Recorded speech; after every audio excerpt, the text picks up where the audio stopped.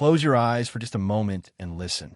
Not to me, not to the sounds around you, but to what's happening inside your own head right now. Can you hear it? That constant chatter, that endless stream of thoughts bouncing around like ping pong balls in a small room? Maybe it's your to-do list playing on repeat, or that conversation you need to have tomorrow, or something embarrassing you said 5 years ago that nobody else remembers, but somehow you can't forget. Maybe it's worry about money, or your health, or whether you're doing enough, being enough, achieving enough. Now open your eyes, and let me tell you something that might change everything. Most people don't need more motivation, more productivity tips, or another 5-step plan to success. What they desperately need is less mental noise. They need to learn the art of a quiet mind. And that's exactly what we're going to explore together in this journey. Before we go any further, I want you to know that this isn't going to be one of those books that tells you to just think positive and everything will magically work out. This isn't about pretending you're happy when you're not, or slapping a smile on your face while you're drowning inside. This is about real, practical, science-backed approaches to creating genuine peace in your mind and your life. This is about understanding that your mind was never meant to be a battlefield. It was meant to be a garden. And gardens, my friend, grow best in silence. Chapter 1. The noise we don't see, but always feel. Let's talk about the noise that's killing us slowly, the kind that doesn't show up on any medical test, but affects every single aspect of our lives. You know that feeling when you finally sit down after a long, exhausting day, and instead of relaxing into that couch and feeling relief, your mind suddenly kicks into overdrive? It starts racing through everything you didn't accomplish today, everything waiting for you tomorrow, that email you forgot to send, that text you need to reply to, that bill you're not sure you paid, and oh God, did you remember to lock the front door? That's the noise I'm talking about. It's not the kind of noise that comes from traffic outside your window, or construction down the street, or your neighbor's dog that barks at absolutely nothing at 3 in the morning. This is different. This is the noise that lives inside your head, the constant hum of thoughts that never quite turns off, even when you're begging it to just give you 5 minutes of peace. Most people walk around thinking this is just normal, that everyone's mind works this way, that it's just part of being human in the 21st century, and maybe they're right that it's common, but that doesn't mean it has to be permanent. We've somehow convinced ourselves that this mental chaos is just the price we pay for living in a modern world. But I'm here to tell you that it doesn't have to be this way. Think about your typical day for a moment, and I mean really think about it. You wake up in the morning, and what's the very first thing you do? Be honest. For most people, before their feet even touch the floor, before they've taken a full conscious breath, before they've even registered that they're awake, their hand is already reaching for their phone on the nightstand. You're checking emails that came in while you were sleeping, scrolling through social media to see what you missed in the 8 hours you were unconscious, reading the news, and immediately filling your mind with everything wrong in the world, looking at other people's carefully curated highlight reels and unconsciously comparing them to your just woke up reality. Your day has barely started and you've already invited hundreds of thoughts, opinions, comparisons, and concerns into your mental space. Then you get up and maybe you turn on the TV for the morning news while you're making coffee, or you're listening to a podcast while you're getting dressed, or you're already thinking about that meeting you have at 9 o'clock and mentally rehearsing what you're going to say. You drive to work with the radio on, maybe talk radio where people are arguing about politics, or music that gets stuck in your head for the rest of the day, or you're on a phone call because you're trying to be productive and multitask your commute. You get to work and the real chaos begins. You're jumping from task to task, email to email, meeting to meeting, never fully completing one thing before something else demands your attention. Your phone is buzzing in your pocket with text messages. Your computer is dinging with email notifications. Slack messages are popping up. Your smartwatch is tapping your wrist to remind you to stand up, to drink water, to breathe, which is ironic because you've been so disconnected from your body that you actually need a device to remind you to do the thing that keeps you alive. You take lunch at your desk because you're too busy scrolling through your phone while you eat, not even tasting your food because your attention is somewhere else entirely. The afternoon is more of the same, and by the time you finally leave work, you're exhausted, but your mind is still running at full speed. You get home and immediately turn on the TV for background noise because silence feels uncomfortable, strange, almost threatening. You're scrolling through your phone while half watching a show you're not really interested in, double screening because apparently one form of input isn't enough anymore. You might have a conversation with your partner or your kids, but are you really present? Or is part of your mind still back at work, or already worried about tomorrow, or thinking about that thing you need to add to your shopping list? Finally, you get into bed, and this is when it gets really interesting. You turn off all the lights, you put down your phone, maybe you even put on some white noise or a sleep meditation, and you close your eyes expecting to drift off peacefully. But instead, your mind decides that now, right now, when you have absolutely zero ability to do anything about it, is the perfect time to replay every awkward thing you said today, every mistake you made, every task you forgot, and to remind you of that embarrassing moment from 7th grade that literally nobody else on the planet remembers. You lie there trying to force yourself to sleep, which of course makes it harder to sleep, and you're calculating how many hours you'll get if you fall asleep right now, and how tired you're going to be tomorrow, which creates more anxiety, which makes it even harder to fall asleep. Where in all of that, in that entire day, from a moment you woke up to the moment you're lying in bed desperate for sleep, where did you have even one single moment of actual quiet? Where did your mind get permission to just be still, to exist without input, without output, without processing, without planning, without worrying? The answer for most people is nowhere. Not one moment, not one breath. And we wonder why we're all so anxious, so burned out, so disconnected from ourselves and each other. Here's what's really happening. We live in a culture, especially here in America, that has somehow decided that being busy equals being important, that if you're not hustling 24/7, you're falling behind, that rest is for the weak, and sleep is for people who aren't ambitious enough. We glorify the entrepreneur who works 100 hours a week and sleeps 4 hours a night. We celebrate the executive who answers emails at midnight and on vacation. We admire the parent who does everything for everyone without ever asking for help or admitting they're drowning. We've turned exhaustion into a competition, where whoever is the most tired, the most overwhelmed, the most stretched thin somehow wins. But nobody talks about what we actually win. Nobody talks about the anxiety that keeps you up at night playing the same worries on loop. Nobody talks about the burnout that makes you feel like you're moving through life in slow motion, like you're watching yourself from outside your body, and you can't quite connect with what's happening.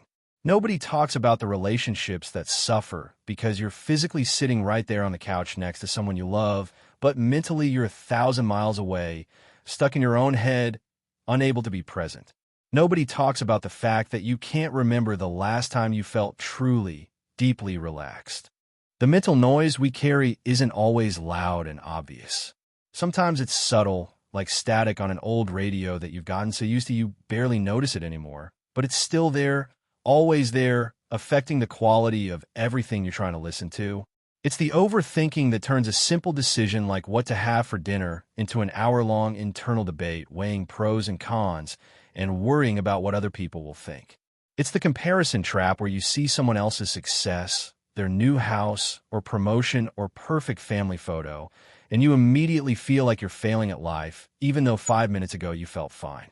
It's the endless to-do list that somehow grows faster than you can check things off, where finishing 5 tasks just reveals 7 more lurking underneath.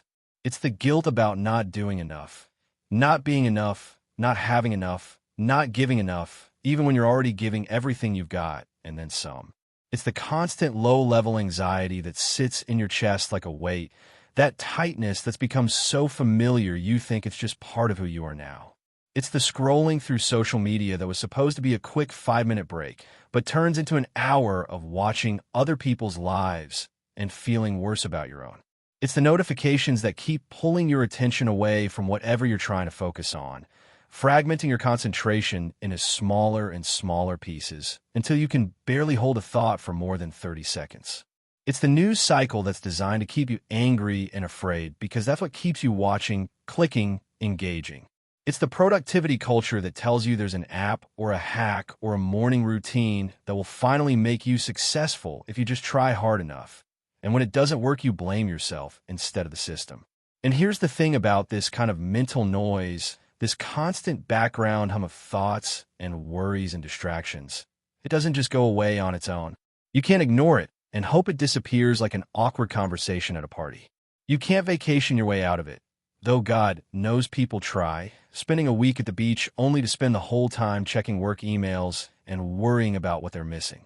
You can't meditate once, feel a little calmer for 20 minutes, and expect everything to magically change forever. This noise has been building up for years, probably decades, layer upon layer, like dust settling on a shelf you never clean, like clutter accumulating in a closet you keep meaning to organize but never do. But here's the good news, and I really, truly, deeply want you to hear this and let it sink in. You can learn to quiet it down, not eliminate it completely. Because let's be realistic, you're a human being living in a complex world with real responsibilities and challenges and emotions, but you can absolutely turn down the volume. You can create space between the thoughts. You can build a mind that feels more like a peaceful garden than a war zone. You can learn to hear yourself think again, to feel your feelings without being overwhelmed by them, to be present in your own life instead of constantly living 3 steps ahead or 5 steps behind. The art of a quiet mind isn't about becoming some Zen master who sits on a mountaintop and never has a worried thought. It's about learning to notice the noise, to understand where it comes from, to develop practical skills that help you create moments of stillness, even in the middle of chaos. It's about recognizing that your mind is like any other part of your body. It needs rest, it needs care, it needs compassionate attention. And just like you can strengthen your muscles or improve your cardiovascular health, you can train your mind to be quieter, calmer, more at peace. This journey we're on together isn't going to be about adding more to your already full plate. It's about removing what doesn't serve you, about creating space where there was only clutter, about finding silence in a world that profits from your constant distraction. So take a deep breath right now, wherever you are, whatever you're doing. Feel your lungs expand, feel the air coming in and going out, and know that this simple act, this one conscious breath, is the beginning of everything. Chapter 2. Stillness is a skill, not a personality. There's this common misconception that some people are just naturally calm, that they were born with this magical ability to stay zen no matter what's happening around them, and the rest of us are just doomed to be anxious messes forever. I hear it all the time, I'm just not a calm person, or I wish I could be more like her, she's always so peaceful, or my mind just doesn't work that way. And I'm here to tell you, with absolute certainty, that this is completely wrong. Stillness, the ability to quiet your mind and find peace in the present moment, is not a personality trait you either have or don't have. It's not something you're born with like blue eyes or curly hair. It's a skill, just like playing piano or speaking a foreign language or riding a bike. And like any skill, it can be learned, practiced, and improved over time. Think about it this way. Nobody expects to sit down at a piano for the first time and immediately play Beethoven. Nobody picks up a guitar and expects to sound like a professional musician after 5 minutes. Nobody learns a new language and expects to be fluent after one lesson. We understand that these things take time, practice, patience, and repetition. We understand that you have to start small, that you have to be willing to be bad at it before you get good at it, that progress isn't always linear, and some days you'll feel like you're moving backward instead of forward. But when it comes to mental stillness, for some reason we expect immediate results. We try meditating once, our mind wanders after 10 seconds, and we decide we're just not cut out for it. We attempt to be more present, get distracted by our phones, and conclude that we're failures who will never figure this out. We beat ourselves up for not being naturally calm, not realizing that nobody is naturally calm. They've just practiced being calm more than we have. Your mind is like a muscle, and right now, for most people, it's a muscle that's been trained to be constantly active, constantly moving, constantly processing. You've spent years, probably decades, training your mind to multitask, to jump from thought to thought, to never quite settle on any one thing. Every time you check your phone while watching TV, you're training your mind to need multiple sources of stimulation. Every time you open social media, the second you feel bored, you're training your mind that silence and stillness are uncomfortable things to avoid. Every time you fall asleep with the TV on or music playing, you're training your mind that it needs external input to relax. None of this is your fault, by the way. We live in a world that's specifically designed to fragment your attention and keep you distracted. Tech companies employ thousands of brilliant people whose entire job is to make their apps as addictive as possible, to give you little dopamine hits that keep you coming back, to make sure you can never quite put your phone down. The entire economic system benefits from you being distracted and consuming and never quite satisfied. But just because your mind has been trained one way doesn't mean it can't be retrained. Every single time you choose stillness over distraction, even for just a few seconds, you're building new neural pathways. You're teaching your mind that it's okay to be quiet, that silence isn't something to fear or fill immediately, that you can exist without constant input. Let me give you the simplest possible starting point, something so easy you can do it right now, right this second, no matter where you are or what you're doing. It's called the 3-minute breathing pause, and it's exactly what it sounds like. You're going to stop whatever you're doing, set a timer for 3 minutes, and just breathe. That's it. You're not trying to empty your mind or achieve enlightenment or become a different person. You're just going to sit or stand wherever you are, close your eyes if you're comfortable doing so, and pay attention to your breath. Feel the air coming in through your nose, feel your chest and belly expanding, feel the slight pause at the top of the inhale, feel the air leaving your body, feel your chest and belly relaxing, feel the slight pause at the bottom of the exhale. That's all you're doing, breathing and noticing that you're breathing. Now here's what's going to happen, and I want you to be prepared for this. Within about 10 seconds, your mind is going to wander. You're going to start thinking about what you need to do later, or something someone said to you yesterday, or whether you left the stove on, or what you're going to have for dinner, or literally anything other than your breath. This is completely normal. This is not you failing. This is just what minds do. They wander. It's their nature. The practice isn't about never having thoughts. The practice is about noticing when your mind has wandered and gently, without judgment, bringing your attention back to your breath. That's it. That's the whole thing. Mind wanders, you notice you come back. Mind wanders again 30 seconds later, you notice you come back. This might happen 50 times in 3 minutes, and that's perfectly fine. Every single time you notice and come back, you're strengthening that stillness muscle. You're creating new patterns. You're teaching your mind that it can be redirected. Do this once today, just 3 minutes. Maybe it's when you first wake up before you reach for your phone. Maybe it's on your lunch break, sitting in your car before you go back inside. Maybe it's in the evening before dinner. Maybe it's right before bed. It doesn't matter when, it just matters that you do it. 3 minutes, one breath at a time. And here's the beautiful thing about starting small. It's actually sustainable. Most people fail at meditation or mindfulness or any kind of mental training because they set unrealistic expectations. They read about someone who meditates for an hour every morning and they think that's what they need to do. So they try it once, hate it, and never do it again. But 3 minutes? Anyone can find 3 minutes. 3 minutes won't solve all your problems, but it will give you a taste of what stillness feels like. It'll show you that it's possible. And once you've done 3 minutes consistently for a week or two, you might find yourself naturally wanting to extend it to 5 minutes, then 10. Or maybe you'll keep it at 3 minutes, but do it twice a day. There's no right way to do this except the way that works for you.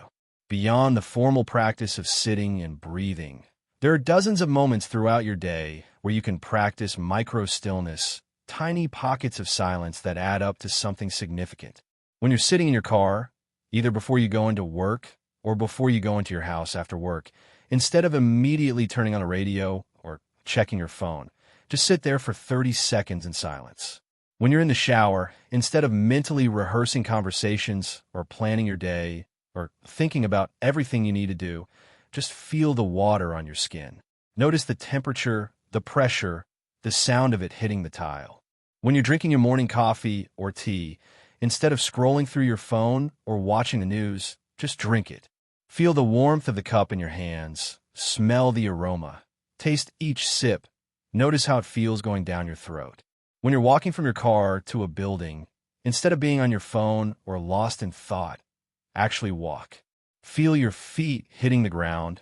Notice the air on your face. Look at the sky. Hear the sounds around you. These micro moments might seem insignificant, but they're actually revolutionary. You're reclaiming your attention from the thousand things demanding it. You're practicing being present in your own life. You're building the skill of stillness one small moment at a time. And here's what nobody tells you about building this skill. It's not about achieving some perfect state of constant peace. It's about developing the ability to find stillness when you need it, to have a tool you can use when your mind is spiraling or your anxiety is spiking or you're feeling completely overwhelmed. It's about creating a relationship with silence where it feels like coming home instead of something uncomfortable to avoid. Some days you'll do your 3-minute breathing pause and it'll feel amazing, like you've discovered some secret to the universe. Other days you'll do it and your mind will be chaos the entire time and you'll wonder why you're even bothering. Both of these experiences are valuable. Both of them are building the skill. The point isn't to feel a certain way. The point is to show up and practice again and again until stillness becomes as natural as breathing. Your mind has been running on overdrive for so long that stillness is going to feel strange at first, maybe even uncomfortable. You might feel restless or anxious or like you're wasting time. You might feel emotions you've been avoiding because you've been too busy to feel them. You might realize things about your life that you've been too distracted to notice. All of this is part of the process. You're not broken. You're not doing it wrong. You're just learning a new skill. And like any new skill, it takes time and patience and self-compassion. So let go of the idea that you're just not a calm person. Let go of the comparison to other people who seem to have it all figured out. Let go of the expectation that you should be perfect at this immediately. Instead, embrace the truth that stillness is something you can learn practice by practice, breath by breath, moment by moment. And with each small practice, you're not just quieting your mind, you're reclaiming your life. Chapter 3, The Science of Positivity Without Toxic Positivity. Let's talk about happiness and positive psychology. But before you roll your eyes or think this is going to be another one of those, just think positive and everything will be fine speeches, I promise you it's not. Because here's what I've learned. Toxic positivity, that pressure to be happy all the time and pretend everything is great even when it's not, is just as damaging as constant negativity. Maybe even more damaging because at least with negativity, you're being honest about how you feel. But with toxic positivity, you're gaslighting yourself. Telling yourself you should be grateful when you're actually hurting, slapping a fake smile on your face while you're drowning inside. Real positive psychology, the kind backed by actual science and research, is completely different. It's not about denying negative emotions or pretending problems don't exist. It's about understanding how your mind works, what actually creates well-being, and how to build a life that feels meaningful and satisfying even when things are hard. There are two researchers I want you to know about because their work changed everything we understand about happiness and human flourishing. The first is Martin Seligman, who's often called the father of positive psychology. For years, psychology focused almost entirely on what was wrong with people, on mental illness and dysfunction, and how to fix problems. Seligman asked a revolutionary question. What if instead of just studying what makes people sick, we also studied what makes people thrive? What if we looked at people who were genuinely happy and fulfilled and tried to understand what they were doing differently? The second researcher is Mihaly Csikszentmihalyi, and yes, that's a mouthful to pronounce, but his work is incredible. He studied what he called flow states, those moments when you're so completely absorbed in what you're doing that time seems to disappear, when you're fully present and engaged, and everything just clicks. Think about a time when you were so into an activity that hours passed like minutes, when you weren't thinking about the past or worrying about the future, when you were just completely there. That's flow. And it turns out it's one of the most reliable sources of human happiness. What both of these researchers discovered, along with countless others who've built on their work, is that happiness isn't this vague, mysterious thing that some people are lucky enough to have and others aren't. It's not something you're born with or without. It's not determined by how much money you make or what you look like or whether you have the perfect relationship or the perfect job. Happiness is actually something you can understand and cultivate through specific practices and ways of living. Seligman broke it down into a formula that's beautifully simple. Happiness equals pleasure plus engagement plus meaning. Let me explain what each of these means because they're all important and they're all different. Pleasure is the easy one to understand. It's the immediate gratification, the things that feel good in the moment. A delicious meal, a hot shower after a long day, laughing with friends, watching a sunset, listening to your favorite song. These are important, and there's nothing wrong with seeking pleasure, but here's the catch. Pleasure alone doesn't create lasting happiness. You can have all the pleasurable experiences in the world and still feel empty if that's all you have. It's like eating cotton candy. Sweet in the moment, but it doesn't really nourish you. Engagement is that flow state Csikszentmihalyi studied. It's when you're fully absorbed in something that challenges you in a good way, that requires your skills and attention, but isn't so difficult that it's frustrating.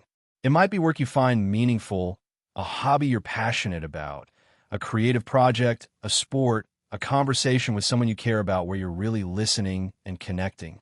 Engagement is where time disappears because you're so present in what you're doing. This is deeper than pleasure because it involves using your strengths and capabilities. It involves being fully alive in the moment. Meaning is the deepest level, and it's about connecting to something bigger than yourself. It's about having a sense of purpose, feeling like your life matters, contributing to something you believe in. It might be raising children, or working in a profession that helps people, or volunteering for a cause you care about, or creating art that touches others, or being part of a community, or spiritual or religious practice, or any number of things that make you feel like your existence has significance beyond just your own pleasure and comfort. When you have all three of these elements, pleasure, engagement, and meaning, that's when you experience genuine, sustainable well-being. Not the fake happiness of forcing yourself to smile when you're sad, not the shallow pleasure of constant distraction and consumption, but deep satisfaction with your life even when it's hard, even when things aren't perfect. But here's what's really important to understand, and this is where we move away from toxic positivity. Having these elements in your life doesn't mean you'll never feel sad, anxious, angry, disappointed, or any other negative emotion. Positive psychology isn't about eliminating negative emotions. It's about building enough positive experiences and resources that you can weather the inevitable storms. It's about resilience, not perfection. Think of it like a bank account. When you're regularly making deposits, experiencing pleasure, engaging in meaningful activities, connecting with purpose, you build up reserves that you can draw on when times are tough. When something bad happens, and it will because life is unpredictable and often unfair, you have resources to help you get through it. You have practices that ground you, relationships that support you, a sense of meaning that sustains you even when everything feels dark. But if you've never made any deposits, if you've been running on empty for years, then even small setbacks can feel catastrophic because you have nothing to draw on. This is why positive psychology matters. Not because it's about being happy all the time, but because it's about building a life that can hold both joy and sorrow, both success and failure, both connection and loss. Let me be crystal clear about what positive psychology is not. It's not pretending you're fine when you're not. It's not saying everything happens for a reason when something terrible occurs. It's not comparing your problems to other people's and deciding yours aren't valid because someone somewhere has it worse. It's not suppressing your emotions or putting on a brave face when what you really need is to break down and cry. It's not guilt-tripping yourself for not being grateful enough when you're genuinely struggling. It's not invalidating your pain by saying, just look on the bright side. All of that is toxic positivity, and it's harmful because it denies reality and makes you feel worse for feeling bad. Real positive psychology acknowledges that life is hard, that pain is inevitable, that some experiences are genuinely terrible, and no amount of positive thinking will change that. What it offers is a framework for building strength and resilience so you can face these difficulties without being destroyed by them. It's about learning to recognize and savor the good moments when they come, to engage fully with life instead of sleepwalking through it, to find or create meaning even in suffering. One of the most powerful discoveries in positive psychology research is something called the negativity bias, which is just a fancy way of saying that our brains are wired to notice and remember negative experiences more than positive ones. This made sense from an evolutionary perspective. Our ancestors who were really good at remembering where the dangerous predator was or which berries were poisonous were more likely to survive and pass on their genes. But in modern life, where most of us aren't facing life or death situations on a daily basis, this negativity bias means we tend to dwell on what went wrong and barely register what went right. You could have 9 things go well in your day and 1 thing go wrong. And what are you thinking about as you're trying to fall asleep? The one thing that went wrong. Someone could give you 10 compliments and 1 criticism. And which one do you remember? The criticism. This isn't because you're broken or pessimistic. It's just how human brains work. But understanding this is incredibly powerful because once you know about the negativity bias, you can deliberately counteract it. You can make a conscious effort to notice and savor positive experiences, to let them sink in instead of just rushing past them to the next thing. You can practice gratitude, not as some woo-woo spiritual exercise, but as a practical tool for rewiring your brain to notice the good along with the bad. You can train yourself to recognize when your mind is spiraling into worst-case scenarios and gently redirect it to a more balanced perspective that acknowledges both the challenges and the resources you have to face them. The goal of positive psychology, the real goal that Seligman and Csikszentmihalyi and all the researchers who followed them were working toward, isn't to make you happy all the time. It's to help you flourish, to help you build a life where you're using your strengths, engaging with activities and people that matter to you, experiencing positive emotions alongside the inevitable negative ones, finding meaning and purpose, maintaining relationships that nourish you, and accomplishing things that give you a sense of competence and growth. Flourishing doesn't mean perfect. It doesn't mean easy. It doesn't mean never struggling. It means living fully with all the complexity and messiness that comes with being human. It means having the tools to create well-being for yourself instead of just waiting and hoping that happiness will somehow find you. So as we move forward in this journey together, I want you to hold this understanding close. We're not here to toxic positivity our way through life, pretending everything is sunshine and rainbows when it's not.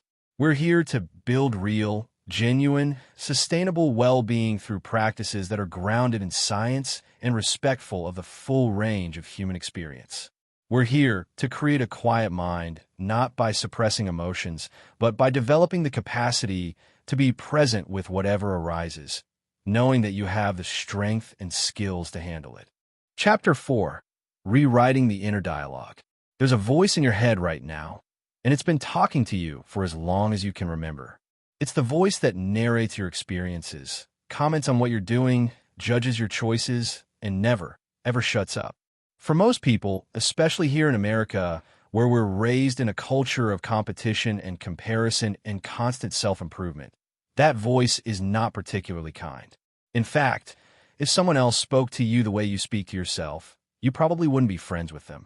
You might not even be able to be in the same room with them. Think about it. When you make a mistake, what does that voice say? I'm so stupid. I always mess things up. Why can't I ever get anything right? Everyone else can do this. What's wrong with me? When you look in a mirror, what does it say? Comments about your weight, your skin, your hair, your age, comparing you to how you used to look or how other people look or some impossible standard that doesn't even exist in reality. When you're trying something new, what does it say? You're going to fail. You're not good enough. Who do you think you are? People are going to laugh at you. Just play it safe. When something good happens, what does it say? This won't last. You don't deserve this. You just got lucky. Wait until they find out you're a fraud. This voice, this constant stream of self-criticism and negative self-talk, is one of the biggest sources of mental noise and suffering in our lives. It's exhausting. It's demoralizing. It makes everything harder than it needs to be. And the worst part is that most of us don't even realize we're doing it because it's been going on for so long that it feels like just the way things are, like the background music of our minds that we've stopped consciously hearing. But here's the revolutionary truth. You can change that voice. You can rewrite your inner dialogue. You can turn that harsh critic into a supportive coach. It's not easy, and it won't happen overnight, but it is absolutely possible, and it might be one of the most important things you ever do for yourself. First, you need to become aware of what that voice is actually saying. Most people are so used to their negative self-talk that they don't even notice it anymore. It's like living next to train tracks. At first, the noise is unbearable, but after a while, you stop hearing it consciously, even though it's still affecting you. So your first task is to start paying attention. For the next few days, I want you to notice what you say to yourself in different situations. When you make a mistake, catch what your inner voice says. When you're doing something difficult, listen to the commentary running in the background. When you're comparing yourself to others, notice the judgments and criticisms. Just notice. Don't try to change anything yet. Don't judge yourself for the negative self-talk. Just become aware of it. You might even want to write some of it down because seeing it on paper can be shocking. You realize just how mean you're being to yourself. Once you're aware of a negative self-talk, you can start working with it using a 3-step process. Catch the thought, challenge it, and change the tone. Let's break this down because each step is important. Catch the thought means exactly what it sounds like. When you notice that negative voice starting up, you catch it. You don't let it just run on autopilot. You grab hold of it and say, wait, I'm doing that thing again where I'm being unnecessarily harsh with myself. Just this act of catching it, of shining a light on it, weakens its power. The thought loses some of its automatic authority once you're consciously aware of it, instead of just believing it without question. Challenge the thought means asking yourself, is this actually true? Is it helpful? Would I say this to a friend? What's the evidence for and against this thought? Let's say your inner voice says, I always mess everything up. Challenge that. Is it really true that you always mess everything up? If you think about it objectively, you'll realize it's not. You do lots of things successfully every single day. You've accomplished things in your life. You've overcome challenges. Yes, you make mistakes sometimes because you're human, but always and everything are exaggerations that your anxious brain is using to make things seem worse than they are. Or maybe your inner voice says, I'm not good enough. Challenge it. Good enough for what? According to whose standards? Good enough compared to whom? Usually when we dig into these kinds of thoughts, we find they're based on unrealistic expectations or unfair comparisons or internalized criticism from someone else.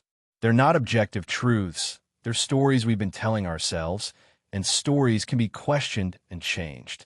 Change the tone is where the real transformation happens.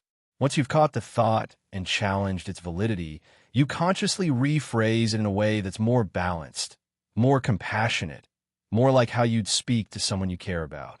I always mess everything up becomes, I made a mistake on this particular thing, but I do lots of things well, and mistakes are how I learn.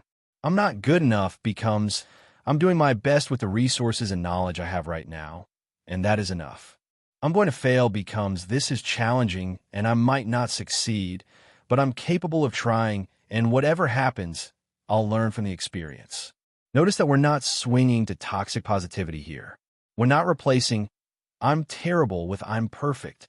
We're replacing harsh, absolute, unhelpful criticism with realistic, compassionate, constructive feedback.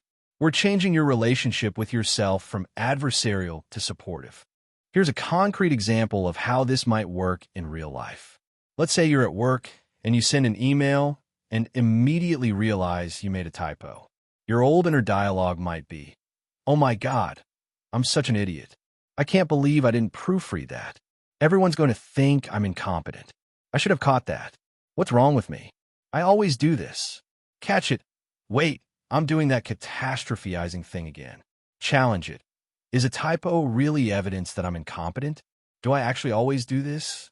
What would I think if a colleague made a typo in an email? Change it. I made a typo in an email. It happens to everyone. It's not a big deal. And if someone judges my entire professional competence based on one typo, that says more about them than me. Next time, I'll double check before sending. Can you feel the difference?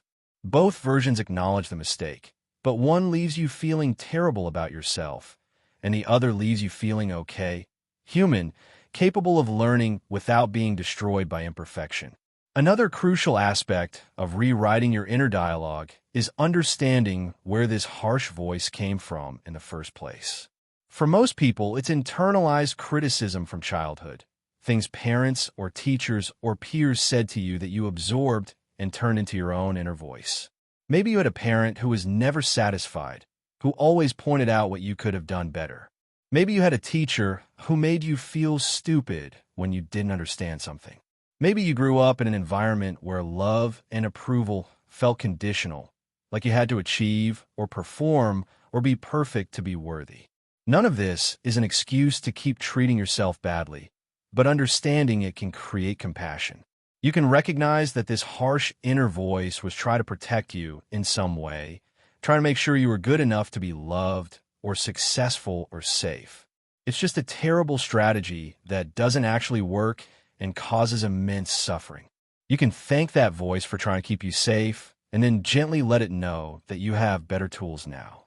One powerful technique is to actually personify this critical voice to separate it from your core self.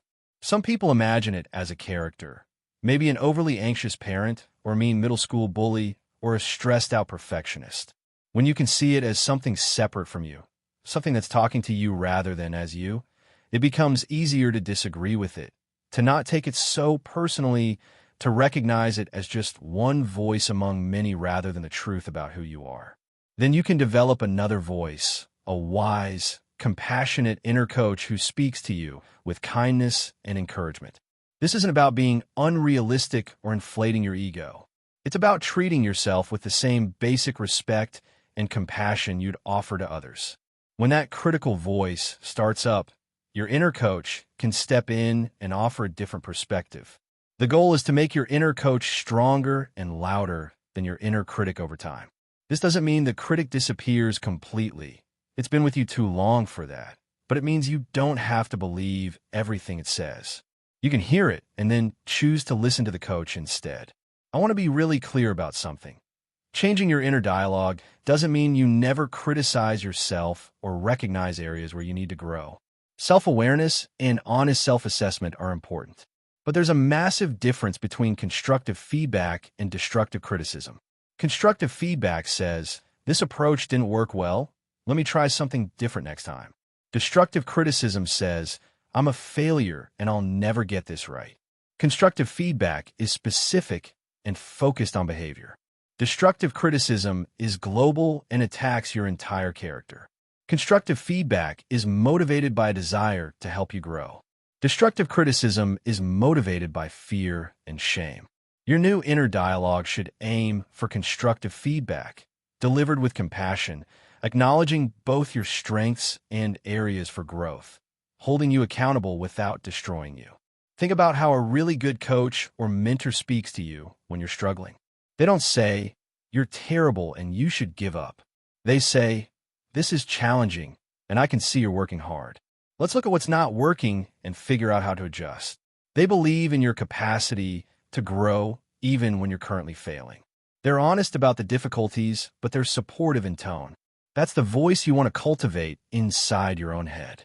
I know this all might sound overly simplistic, like just changing your thoughts will somehow magically fix everything, but I promise you it's not that simple, and also it's not magic. It's hard work. You're essentially rewiring neural pathways that have been carved deep over years or decades. You're going to forget and slip back into the old patterns constantly at first. You're going to catch yourself midway through a self-critical spiral and feel frustrated that you're still doing it. That's all part of the process. Every single time you catch yourself, challenge the thought, and change the tone, you're building new patterns.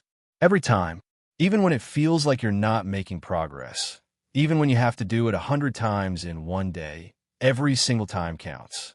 The inner critic built its strength through repetition over many years, and the inner coach will build its strength the same way. Be patient with yourself. Be persistent. And notice that even the work of changing your inner dialogue can become an opportunity to practice it. When you catch yourself being self-critical and then feel frustrated about being self-critical, you can apply the same process. I'm being mean to myself about being mean to myself. Okay, that's That's kind of funny, actually. Let me try again. I notice self-criticism, which shows I'm becoming more aware. That's progress. I'm learning. This work of rewriting your inner dialogue is some of the most important work you'll ever do because that voice is with you every single moment of every single day. It colors how you experience everything. When you change it from enemy to friend, from critic to coach, from source of pain to source of support, you change your entire experience of being alive. You give yourself the gift of your own kindness, and that ripples out into every area of your life. Chapter 5. The Power of Slow Living in a Fast Country. We need to talk about speed, about this obsession with going faster and doing more and optimizing every single moment for maximum productivity. Because somewhere along the way, especially here in America, we decided that busy equals important, that fast equals successful, and that if you're not constantly hustling and grinding and pushing yourself to the limit, you're not really living. We've turned our lives into a never-ending race where the finish line keeps moving further away no matter how fast we run. The hustle culture is everywhere. It's in the social media posts celebrating working 80-hour weeks. It's in the coffee cups with slogans like "Sleep is for the weak" and "Rise and grind." It's in the way we ask each other, "How are you?" And the acceptable answer is always some version of busy. So busy, as if being busy is an accomplishment in itself, rather than just a state of having too much to do. It's in the LinkedIn humble brags about answering emails at 5 in the morning, or working through vacation, or never taking a sick day. It's in the entrepreneurial mythology that says success requires sacrifice, that you have to give up sleep and health and relationships and any form of rest if you want to make it. And it's killing us, not in a dramatic, sudden way, but in a slow, steady erosion of well-being that we don't even notice until we're so burned out we can barely function. The rates of anxiety, depression, chronic stress, sleep disorders, and stress-related physical illnesses have been climbing for years. We're more connected than ever, but lonelier. We have more labor-saving devices, but less free time. We have more ways to relax and entertain ourselves, but we can't seem to actually relax. Something is deeply wrong with this picture. Slow living isn't about doing everything at a snail's pace, or being lazy, or giving up on your goals and ambitions. It's about being intentional instead of reactive, about choosing quality over quantity, about recognizing that your worth as a human being is not measured by your productivity or your bank account or your social media following. It's about creating space in your life for the things that actually matter and letting go of the things that don't. It's about understanding that rest isn't something you have to earn through exhaustion. It's a fundamental human need that you deserve simply by virtue of being alive. Let's start with the morning, because how you begin your day sets the tone for everything that follows. Most people's mornings look something like this. Alarm goes off, hit snooze a few times, finally drag yourself out of bed already running late, grab your phone, and start scrolling through notifications and emails and social media while you're still in bed. Rush through getting ready. Maybe grab some coffee and a granola bar on your way out the door. Sit in traffic feeling stressed and already exhausted even though the day has barely started. Now imagine a slow morning. And before you tell me you don't have time for this, just imagine it for a moment. You wake up naturally, or at least to a gentle alarm that gradually increases in volume rather than shocking you awake. Before you even think about reaching for your phone, you take a few deep breaths. You notice how your body feels. You maybe stretch a little bit right there in bed. You get up, and instead of immediately diving into the chaos, you move through your morning with intention. You make yourself breakfast, actual breakfast, not just something grabbed on a run, and you sit down to eat it without your phone, without the TV on, maybe looking out a window, or just sitting in quiet. You take a shower and actually pay attention to how the water feels instead of mentally planning your whole day. You get dressed in clothes that feel comfortable and make you feel good. You might spend 10 minutes reading something that nourishes you, or writing in a journal, or sitting with your coffee and just being still. And then, when you're ready, you start your day from a place of groundedness instead of chaos. Does this take more time than the rush morning? Yes, maybe 30 or 45 minutes more. But what you get in return is a completely different quality of experience. You show up to your day calmer, more centered, more present. You have the mental space to actually think clearly and make good decisions instead of just reacting to whatever gets thrown at you. You send a message to your nervous system that you're safe, that there's enough time, that you're not in constant crisis mode. That morning investment pays dividends all day long. The same principle applies to how you move through your entire day. What if instead of trying to multitask everything and do 12 things at once, you did one thing at a time and actually gave it your full attention? What if when you were working, you actually worked fully focused instead of working while also checking email and scrolling social media and texting and listening to podcasts and eating lunch? And then when you're done working, you were actually done, instead of constantly being half plugged in and half available and never fully present anywhere.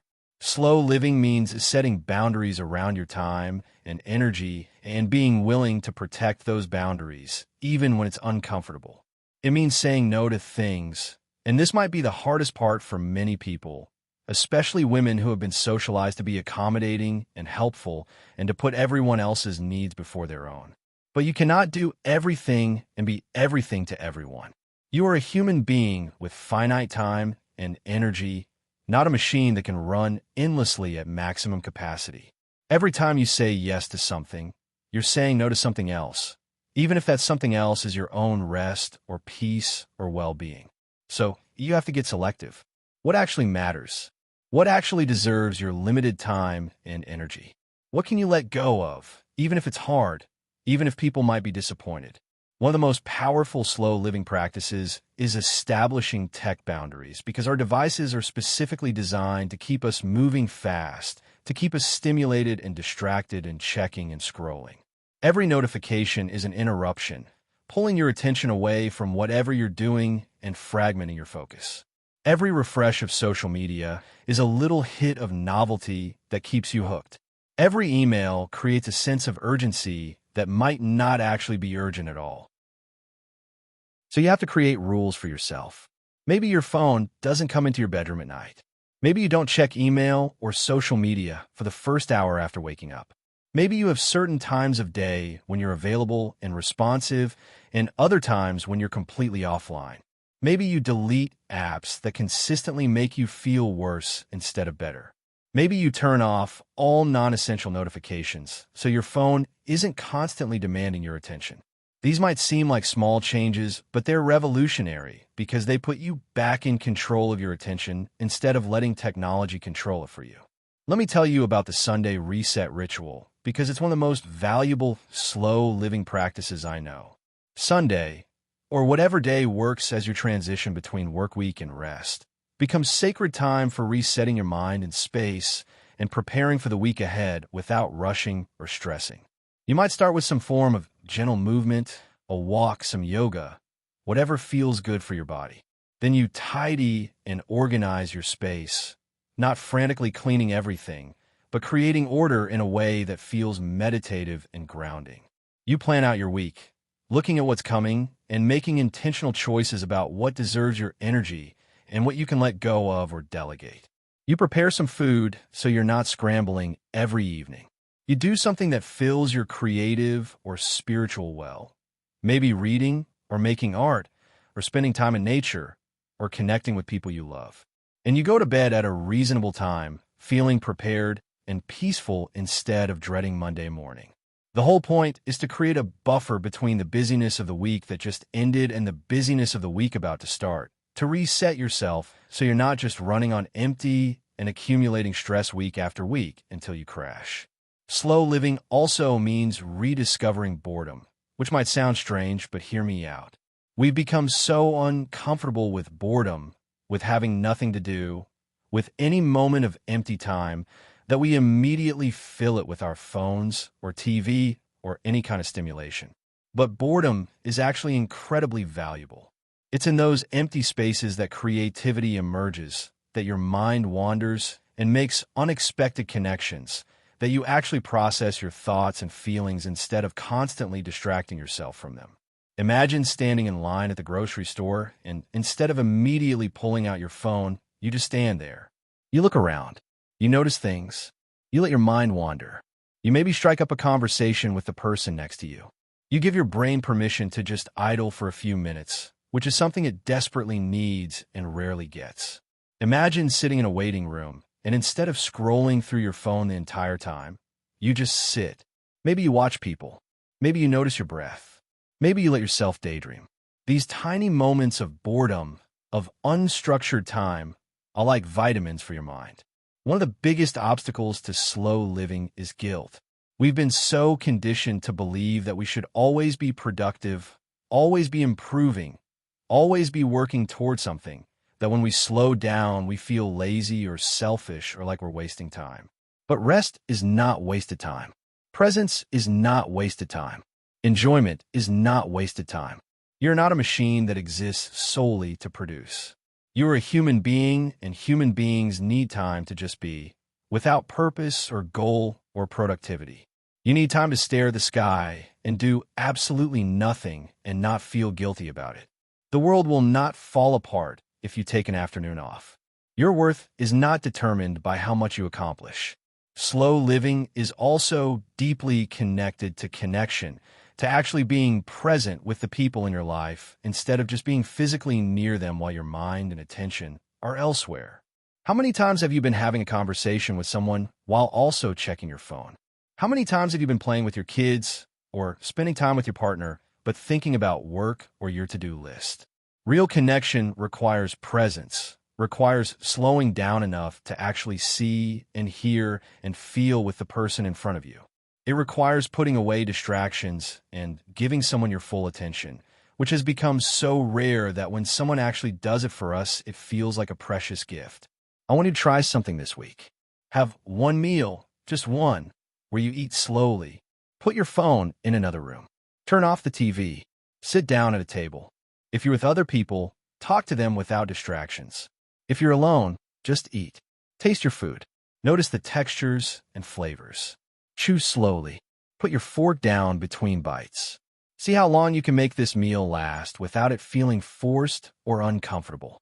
This is practice for slowing down in general. If you can slow down enough to actually taste your food, you can slow down enough to taste your life. Slow living in a fast country is an act of rebellion. It's saying no to the cultural pressure to be constantly busy and productive and optimized. It's saying yes to your own humanity, your own needs, your own right to exist without constantly proving your worth through achievement. It's choosing peace over pressure, presence over productivity, being overdoing. And paradoxically, when you slow down, you often end up getting more done because you're more focused, more creative, more energized. But more importantly, what you do get done comes from a place of intention rather than frantic reaction, and the doing itself becomes more satisfying because you're actually present for it. You're not racing through life, trying to get to some future moment when things will finally be okay. You're discovering that this moment, right now, is where life actually happens, and it deserves your full attention. Chapter 6, Emotional Resilience. Feel, don't suppress. There's this idea that a quiet mind means a mind without emotions, that being calm and peaceful means somehow transcending feelings. But that's not just wrong, it's dangerous. Because emotions aren't the problem. Emotions are information, they're messengers. They're the way your body and mind communicate what you need and what matters to you. The problem isn't having emotions. The problem is either being overwhelmed by them because you don't know how to process them, or suppressing them because you've been taught that certain feelings aren't acceptable. Both extremes cause suffering.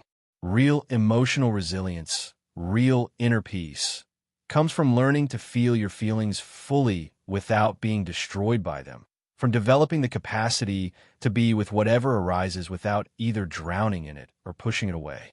Let me tell you something that might surprise you. A quiet mind isn't an empty mind. It's not a mind that doesn't feel things. It's a mind that has space for feelings, that can hold emotions without being defined by them, that can experience sadness or anger or fear or joy or love in their full intensity, and then let them pass through without clinging or resisting. It's like the difference between a rushing river that's chaotic and dangerous and a deep lake that's calm on the surface, but has tremendous depth and can hold whatever falls into it. Most of us were never taught how to actually be with our emotions in a healthy way. Maybe you grew up in a family where certain feelings weren't allowed. Don't cry, don't be angry, stop being so sensitive, put on a happy face. Maybe you learned that emotions were weaknesses, that strong people don't feel things, that the goal is to stay in control at all times. Or maybe you grew up in a family where emotions were overwhelming and unpredictable, where someone was always having a meltdown or explosion, and you learned to be afraid of feelings because they seemed dangerous and destructive. Either way, you didn't learn the middle path, which is to feel your feelings fully while also maintaining your center, to let emotions move through you without either suppressing them or being consumed by them. So now, as an adult, you probably do one of two things when difficult emotions arise. You either try to push them away through distraction or substances, or staying busy or intellectual rationalization, or you get completely swept up in them, and they take over your entire experience until you can't see or think or feel anything else. Neither strategy works in the long run. Suppression doesn't make emotions go away. It just buries them, and buried emotions don't die. They fester and eventually explode or leak out in sideways ways like chronic anxiety or physical illness or sudden outbursts that seem to come out of nowhere. And being overwhelmed by emotions is exhausting and makes you afraid of your own inner experience, which leads right back to suppression because you can't stand to feel that intensity. There's a better way, and it's grounded in something called the RAIN method, which stands for recognize, allow, investigate, and nurture. Let me walk you through each step because this is one of the most practical and powerful tools I can give you. Recognize means simply naming what you're feeling.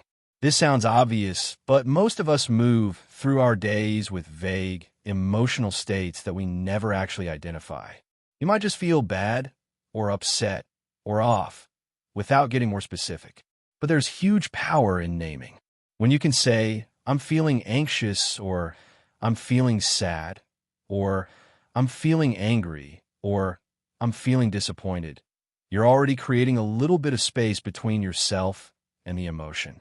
You're the one observing the emotion rather than being completely identified with it. You might even get more specific. I'm feeling anxious about the presentation tomorrow and also a little excited. I'm feeling sad about my friend moving away and also happy for their new opportunity. Emotions are rarely simple or singular, and recognizing the complexity gives you a more accurate picture of what's actually happening. Allow means letting the emotion be there without trying to fix it or change it or push it away. This is the hardest step for most people because we're so conditioned to make uncomfortable feelings go away as quickly as possible. But what if you didn't? What if you just said, okay, sadness, you're here. I feel you. You're allowed to be here, not wallowing in it, not making it worse with stories about how terrible everything is, just allowing the actual felt sensation of the emotion to exist in your body without resistance. Here's the thing. Emotions, when you actually allow them, don't last as long as you think they will. If you just feel sad without fighting it or distracting yourself from it, the sad feeling will peak and then naturally start to dissipate, usually within a few minutes. But when you resist it, when you fight it, when you tell yourself you shouldn't be feeling this way, you actually make it stick around longer and feel more intense. It's like if you're in a pool and you try to push a beach ball underwater. It takes constant effort and energy, and the second you stop pushing, it explodes back to the surface with more force. But if you just let the beach ball float, it bobs around for a bit and then settles. Investigate means getting curious about the emotion. What do you feel it in your body? What are the actual physical sensations? Maybe anxiety feels like tightness in your chest and a churning in your stomach. Maybe sadness feels like heaviness in your limbs and pressure behind your eyes. Maybe anger feels like heat rising in your face and tension in your jaw. Getting specific about the physical sensations helps ground you and makes the emotion feel more manageable because now you're working with actual sensations rather than some big, scary, abstract feeling. You can also investigate what triggered the emotion and what it might be trying to tell you. Emotions are messengers. What's the message? If you're feeling anxious, maybe it's telling you that something's important to you and you care about the outcome. If you're feeling angry, maybe it's telling you that a boundary was crossed or that something's unfair. If you're feeling sad, Maybe it's telling you that you've experienced a loss and you need time to grieve. The emotion itself isn't the problem, it's information. Nurture means offering yourself the same compassion and care you'd offer to someone you love who is going through a hard time. What would you say to a friend who is feeling this way? What would you do for them? Can you do that for yourself? Maybe it's putting your hand on your heart and saying something kind of like, "This is really hard right now," or "I'm here with you," or "It's okay to feel this way." Maybe it's doing something physically nurturing like making yourself a cup of tea, or taking a bath, or going for a gentle walk. Maybe it's reaching out to someone safe and letting them know you're struggling. The key is to respond to your own pain with kindness instead of judgment or impatience. Let me give you a concrete example of how rain might work in a real situation. Let's say you had a job interview and you didn't get the position. You're feeling terrible, and your immediate impulse is to distract yourself by scrolling through your phone or eating a bunch of junk food or telling yourself you're stupid for even trying. Instead, you use rain. Recognize, "I'm feeling disappointed and rejected and embarrassed. I'm also feeling worried about money and what this means for my future." Just naming all of that creates a little bit of breathing room. Allow. You sit with those feelings. You don't try to talk yourself out of them or immediately start looking for other jobs to distract yourself. You just let yourself feel disappointed. Let yourself feel the ache of it. You might cry. You might just sit there feeling heavy. That's okay. It's all okay. Investigate. You notice that the disappointment feels like a weight in your chest and a lump in your throat. You notice that your mind is spinning catastrophic stories about how you'll never find a job and you're a failure. You recognize these as thoughts, not facts. You also get curious about what this disappointment is telling you. Maybe that this job really mattered to you, that you were excited about the opportunity, that you're frustrated with the process of job hunting. All of that makes sense. Nurture. You put your hand on your heart and say, "This really hurts." Not getting something you wanted and worked hard for hurts. But one rejection doesn't define you or your worth or your future. You've gotten through hard things before, and you'll get through this too. You make yourself some tea. You call a friend who you know will be supportive. You do something gentle for yourself instead of beating yourself up. Can you see how different this is from either suppressing the emotion, "I shouldn't feel bad. Lots of people don't get jobs. I'm being too sensitive. I just need to move on," or being completely overwhelmed by it. "I'll never get a job. I'm a complete failure. My life is over. I can't handle this." Rain gives you a way to be fully present with your emotions while also maintaining your center, to honor what you're feeling while also not drowning in it. This practice works for any emotion, from small daily frustrations to major life crises. Traffic making you late? Rain. Conflict with your partner? Rain. Grief over a loss? Rain. Anxiety about your health? Rain. It's not a magic wand that makes difficult emotions disappear instantly, but it gives you a framework for being with them skillfully, which is what emotional resilience actually is. Building emotional resilience doesn't mean you feel less. It means you have the capacity to feel everything, the full spectrum of human emotion from deepest despair to highest joy, without being broken by it.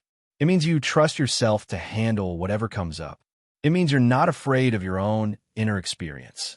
And that creates a different kind of strength than the tough it out, push through, don't let them see you sweat approach that our culture often celebrates. This is a strength rooted in flexibility rather than rigidity, in self-compassion rather than self-criticism, in acceptance rather than resistance. Here's another crucial piece of emotional resilience: understanding that emotions come and go like weather. Right now, you might be feeling anxious or sad or angry, and it feels like it's going to last forever, like you'll never feel any other way. But you will. The emotion will change. Maybe in 5 minutes, maybe in an hour, maybe in a day, but it will change because emotions are temporary by nature. They're not permanent states, even though they feel that way when you're in the middle of them. If you can remember this in the difficult moments, if you can say to yourself, "This feeling is intense right now, but it's temporary, it will pass, I just need to ride it out," it makes the emotion more bearable. You're not trying to force it to go away, but you're also not catastrophizing it into something that will last forever. You're just acknowledging the truth: this too shall pass. Some emotions are particularly difficult in American culture because we're not given much space or permission for them. Grief is one of those. We're expected to get over losses quickly and get back to being productive. Someone dies, and you get 3 days of bereavement leave, and then you're supposed to be fine. A relationship ends, and you're supposed to move on and get back out there. A dream dies, and you're supposed to be resilient and positive and not dwell on it. But grief needs space and time. It doesn't follow a schedule. It comes in waves, sometimes at unexpected moments months or years later. Real emotional resilience means allowing yourself to grieve fully, to feel the loss, to honor what mattered, without rushing yourself or letting others rush you through the process. Another difficult emotion is anger, especially for women who've been taught that anger is unladylike or aggressive, or that expressing it makes you a difficult person. But anger is just information telling you that something's wrong, that a boundary was crossed, that something's unfair. You don't have to act on anger destructively, but you do need to acknowledge it, feel it, understand what it's telling you.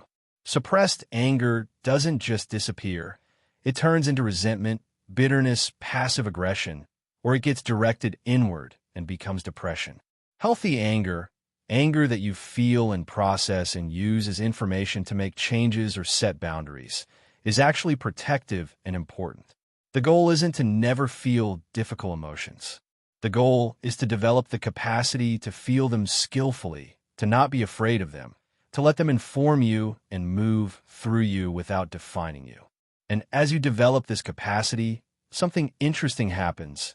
Your mind gets quieter. Not because you're feeling less, but because you're not constantly fighting with your own experience. So much mental noise comes from resisting what is, from arguing with reality, from telling yourself you shouldn't feel what you feel. When you stop doing that, when you develop the courage to just feel whatever's there, the struggle stops. And in that space where struggle used to be, there's quiet. There's peace. Not the peace of having no problems or feeling no pain, but the peace of being okay with yourself exactly as you are, feeling exactly what you feel in this exact moment. Chapter 7, Flow State, where mind becomes silent naturally. There's a state of being that we've all experienced, even if we didn't know what to call it, where time seems to disappear and you're so completely absorbed in what you're doing that everything else fades away. You're not thinking about the past or worrying about the future. You're not self-conscious or anxious. You're not hearing that constant mental chatter that usually runs in the background. You're just completely, utterly, perfectly present, and it feels effortless and energizing even if what you're doing is physically or mentally demanding.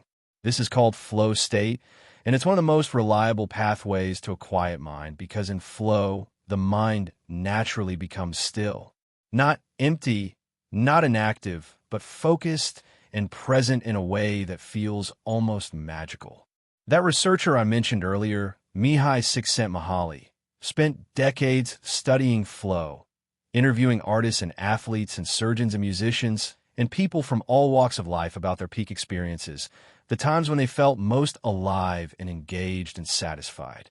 What he found is that flow has certain characteristics that are consistent across different activities and different people. There's a clear goal and immediate feedback. You know what you're trying to do, and you can tell right away how you're doing. There's a balance between challenge and skill.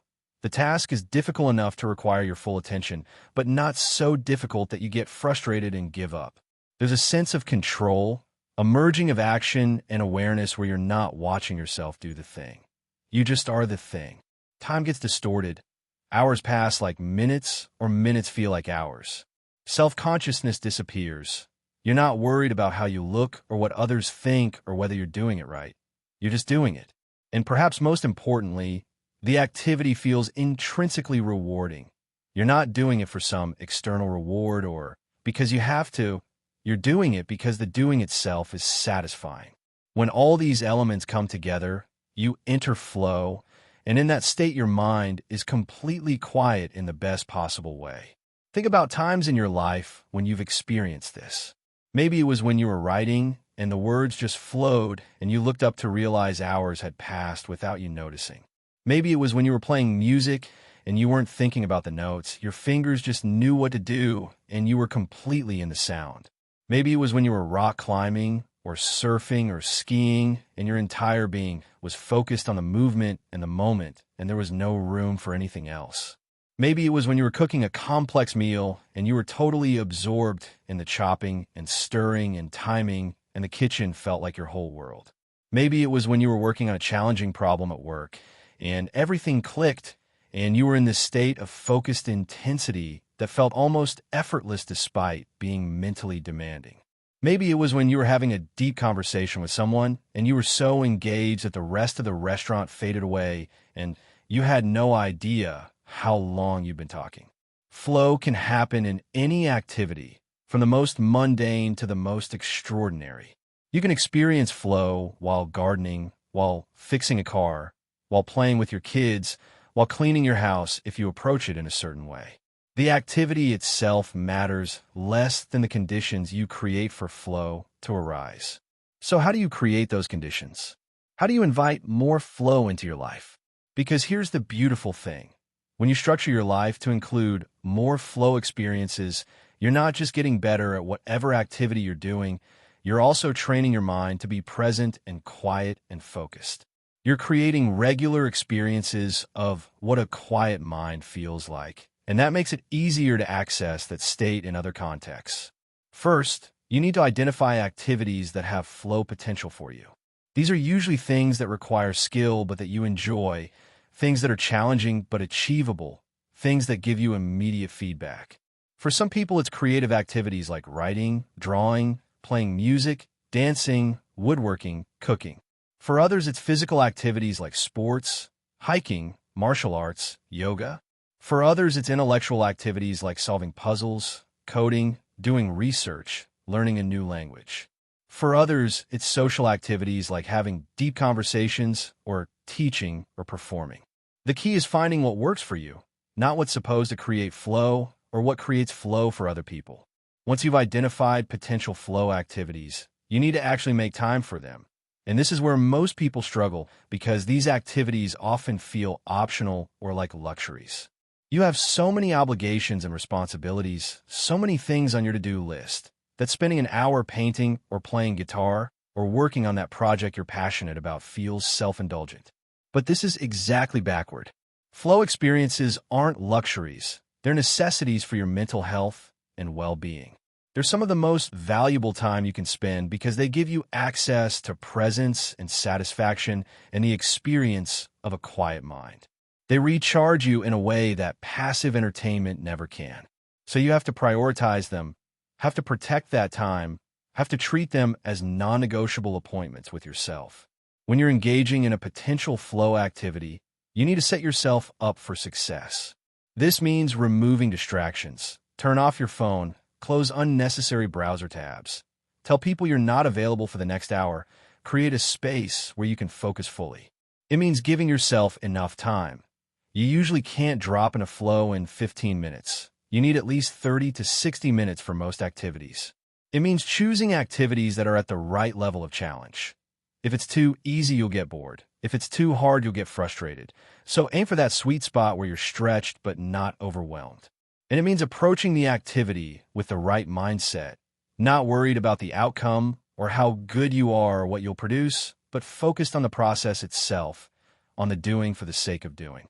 One of the most accessible flow activities for many people is writing, not necessarily writing for publication or perfection, just writing as a way of thinking and processing and creating.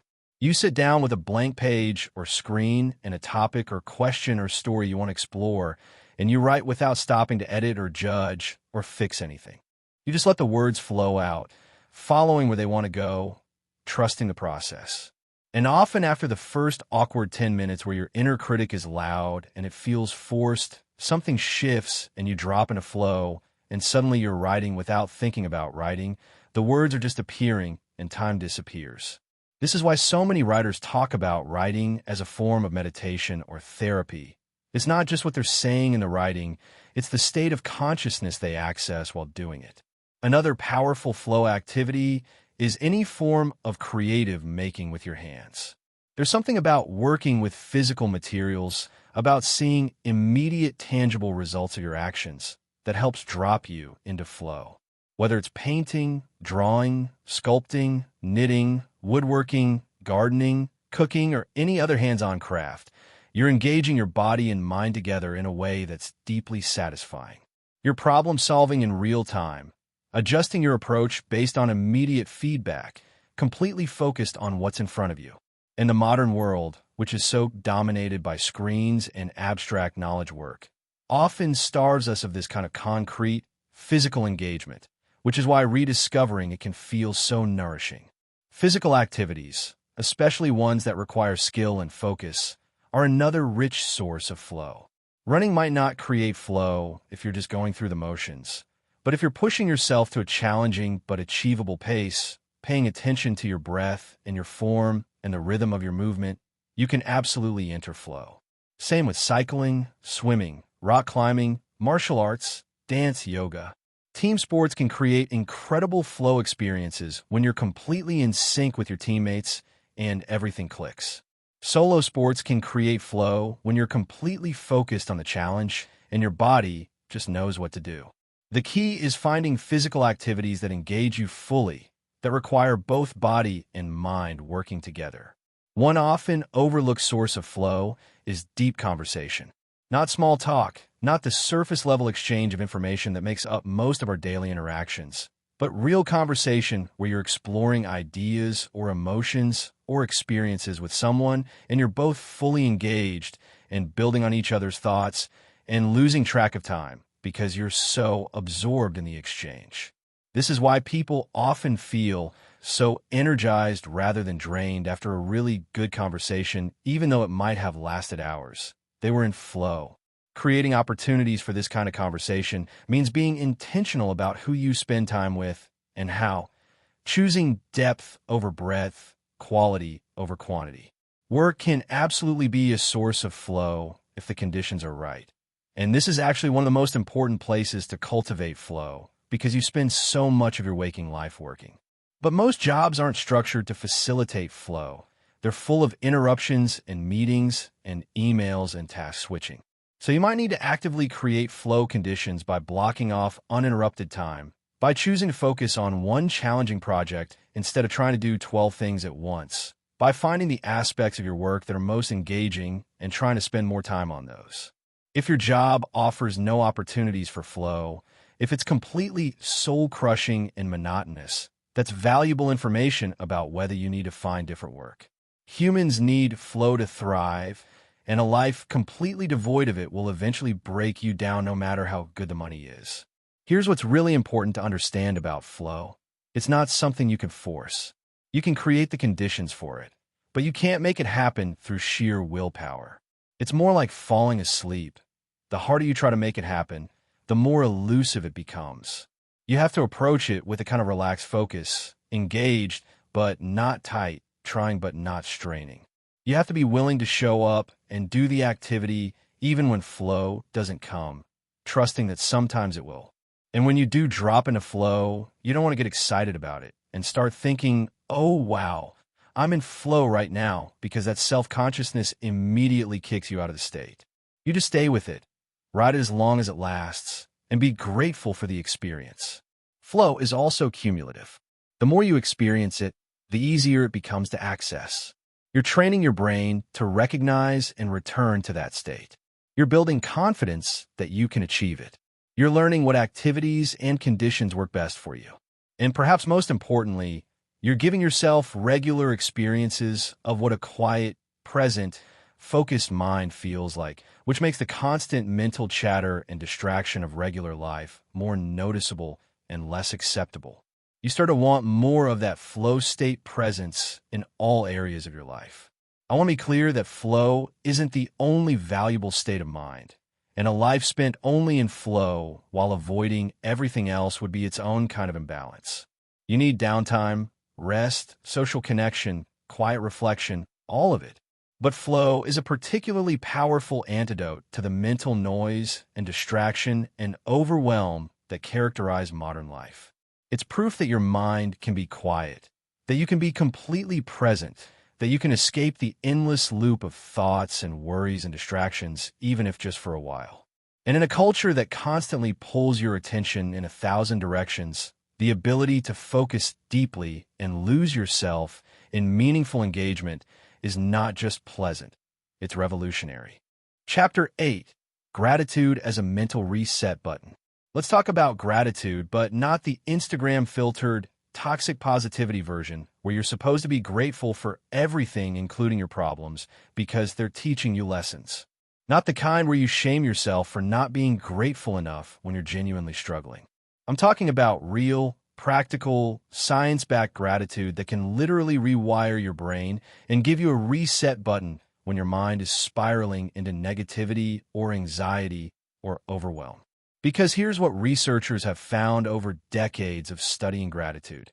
People who regularly practice gratitude are measurably happier, less anxious, sleep better, have stronger immune systems, have better relationships, and are more resilient in the face of challenges. This isn't woo-woo, it's neuroscience. When you consciously focus on what you're grateful for, it activates certain neural pathways and reduces activity in the amygdala, which is your brain's fear and stress center. It increases activity in the prefrontal cortex, which is involved in executive function and decision-making. It releases dopamine and serotonin, your brain's feel-good chemicals. Over time, regular gratitude practice actually changes the structure of your brain, making you more naturally inclined toward positive emotions and less reactive to negative ones. But the power of gratitude isn't just in how it makes you feel in the moment. It's in how it fundamentally changes what you pay attention to. Remember that negativity bias we talked about earlier, how your brain is wired to notice and remember threats and problems more than positive things. Gratitude practice is how you deliberately counteract that bias. You're training your brain to actively scan for the good alongside the bad, to notice what's working alongside what's not, to recognize what you have alongside what you're missing. You're not denying reality or pretending problems don't exist. You're insisting on a more complete picture of reality that includes both the challenges and the blessings. The simplest and most effective gratitude practice is what I call the 3 things rule. Every night before you go to sleep, you identify 3 specific things you're grateful for from that day. And this is key. They need to be specific, not generic. Not just I'm grateful for my family, but I'm grateful for the way my daughter laughed at dinner tonight and told me about her day. Not just I'm grateful for my health, but I'm grateful that my body let me take that walk this morning and that the fresh air felt good. Not just I'm grateful for my job, but I'm grateful that my coworker helped me with that project today without me even having to ask. The specificity matters because it forces you to actually pay attention to your life instead of operating on autopilot. It makes you notice small moments and interactions that you might otherwise overlook. It trains your brain to actively look for things to be grateful for throughout the day. You start going through your day aware that tonight you'll need to identify 3 things, so you're primed to notice them when they happen. 3 is the right number because it's enough to make you think, to go beyond the obvious, but not so many that it becomes burdensome or you start straining to come up with things. Some nights the 3 things will come easily. Maybe it was a really good day with lots of positive moments. Other nights you'll have to dig deeper because it was a hard day and you're struggling to find anything positive. But this is where the practice becomes most powerful. Even on the worst days, you can usually find 3 small things. The coffee was good this morning, a stranger smiled at you, you have a warm bed to sleep in tonight, your body is breathing without you having to think about it. These might seem insignificant, especially when you're dealing with big problems, but recognizing them is important. They're evidence that even in difficulty, there are still threads of goodness, still reasons to keep going, still small mercies that matter. Now, some people prefer to write their gratitudes in a journal, and that's great if it works for you. There's something powerful about physically writing things down, about creating a record you can look back on when you're having a hard time. But for many people, writing feels like one more task on an already overwhelming to-do list, so they don't do it consistently. That's fine. You can do this practice mentally as you're lying in bed waiting to fall asleep. You can say them out loud if you're with a partner or family. You can text them to a friend who's doing the same practice, and you're holding each other accountable. The format matters less than the consistency. Do it every single night, even when you don't feel like it, especially when you don't feel like it, because those are the nights when you need it most. There's another form of gratitude practice that's particularly powerful in relationships: verbal appreciation. This is where you actually tell people what you're grateful for about them, specifically and sincerely. Not just thanks for everything, but I really appreciate how you listened to me without judgment when I was upset yesterday. It helped me feel less alone. Or, I'm grateful for the way you always remember to ask about things that are important to me. It makes me feel seen and cared for. Most people are starving for genuine appreciation.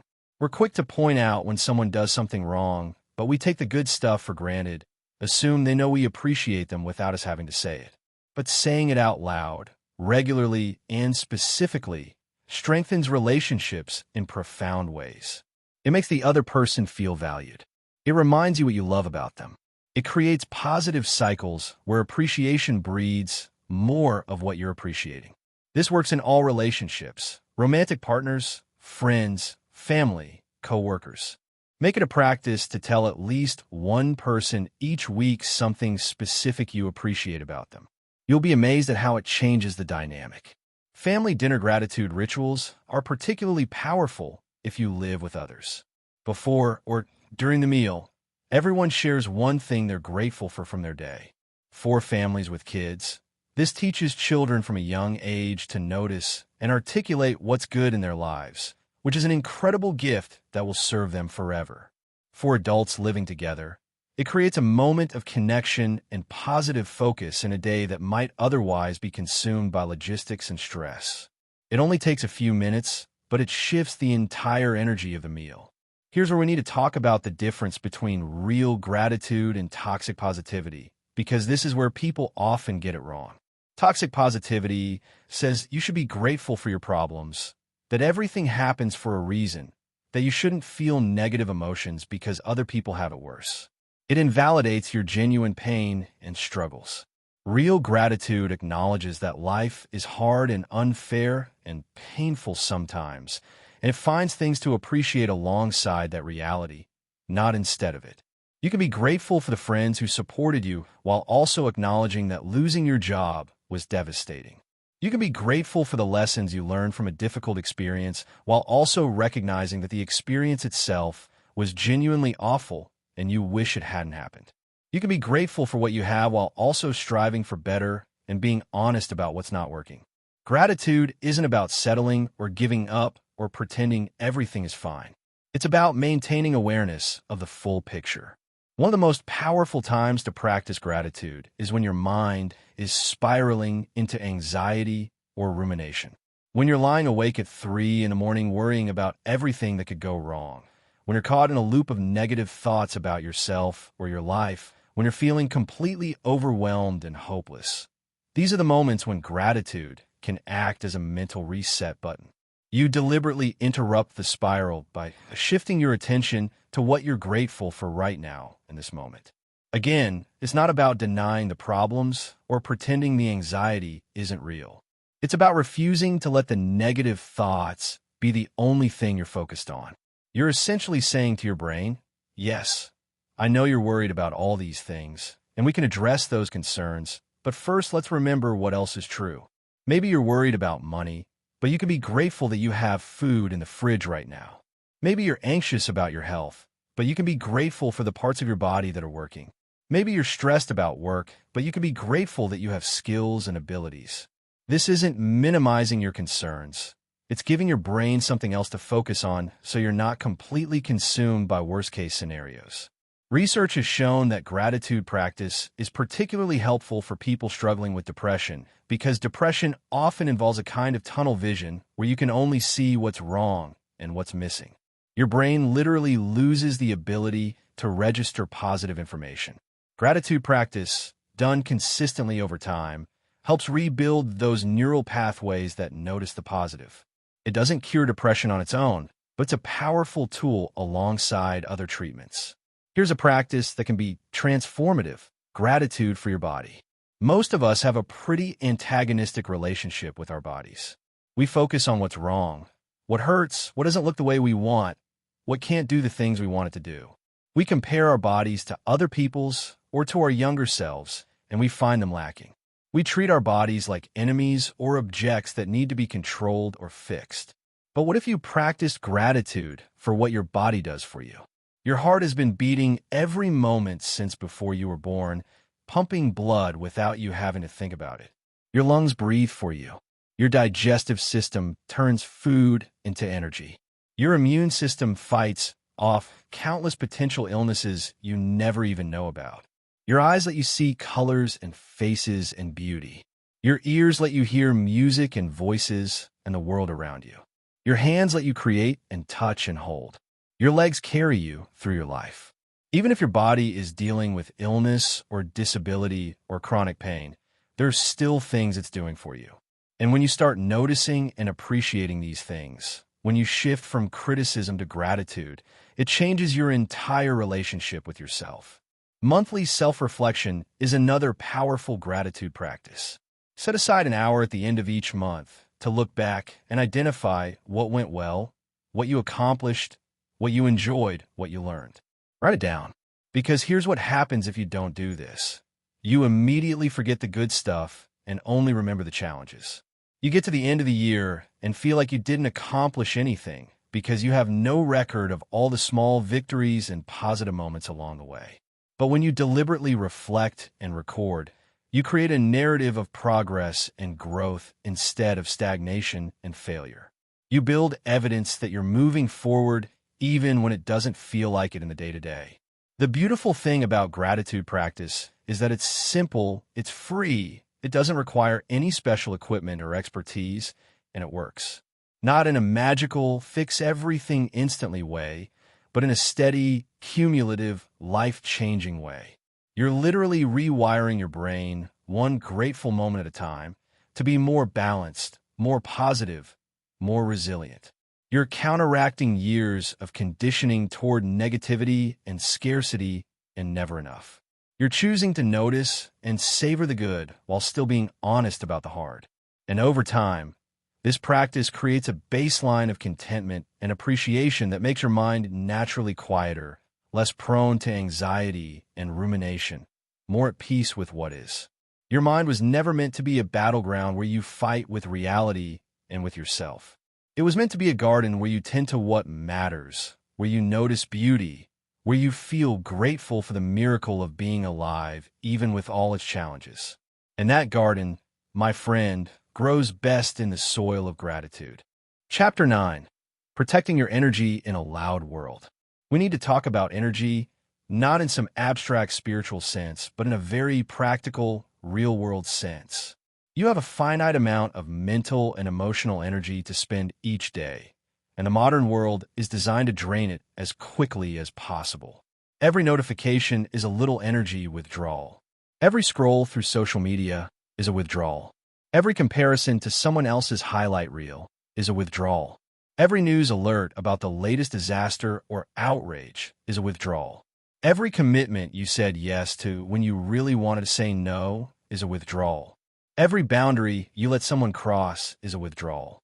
And most of us are running on empty, constantly overdrawn, never giving ourselves time to recharge because we don't even realize that energy management is something we can and should be doing. Peace is not something you find out there in the world. Peace is something you create and protect in here, in your own mind and life, by being fiercely selective about what you allow in. This might be the most important lesson in this entire book. You don't have to consume everything, respond to everything, be available for everything, care about everything. You get to choose. You get to set boundaries. You get to say no. You get to protect your energy like the precious, limited resource it is. Let's start with the news because it's one of the biggest energy drains that people don't even question. We've been conditioned to believe that being informed about everything happening in the world is a moral obligation. That if you're not constantly consuming news, you're somehow irresponsible or checked out. But here's the truth. The news is designed to activate your stress response. It's literally engineered to make you anxious and angry and afraid, because those emotions keep you watching and clicking. Every headline is crafted to trigger your amygdala, your brain's fear center. Every breaking news alert creates a sense of urgency and crisis. And the vast majority of it is completely outside your sphere of influence. You can't do anything about it except feel terrible. I'm not saying to be completely uninformed or to not care about the world, but there's a massive difference between being informed and being consumed. You don't need to check the news 7 times a day. You don't need to watch 24-hour news channels that just repeat the same stories in increasingly dramatic ways. You don't need to doom scroll through Twitter seeing everyone's hot takes and outrage. You can choose to get your news from 1 or 2 trusted sources, once a day or even just a few times a week. You can focus on understanding the actual important issues deeply rather than reacting to every new development superficially. You can take action on the things you actually have power to influence and let go of the rest. Your mental health and your ability to be present in your own life is more important than being up to the minute on every crisis in the world. Social media is another massive energy drain disguised as connection.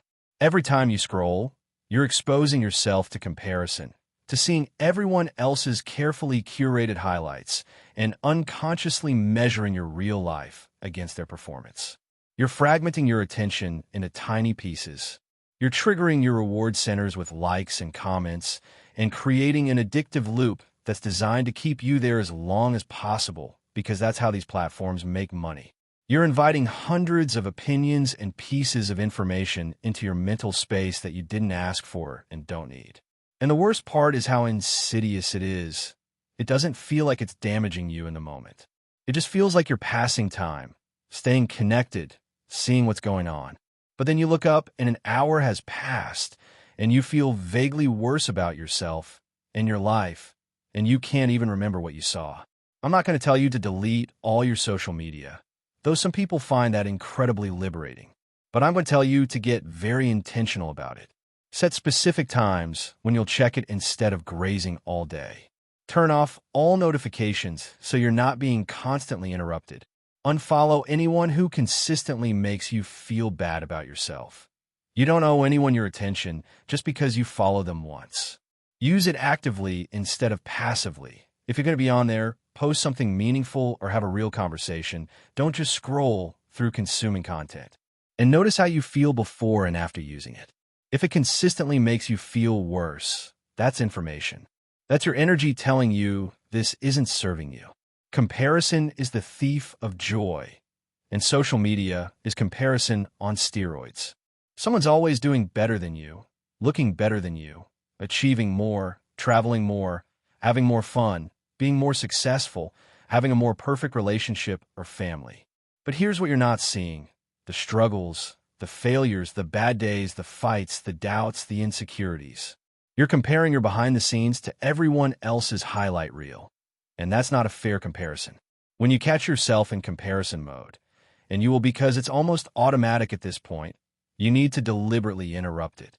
Remind yourself that what you're seeing isn't the full picture. Redirect your attention to your own path, your own progress, your own values. Ask yourself, does this person's success actually take anything away from me?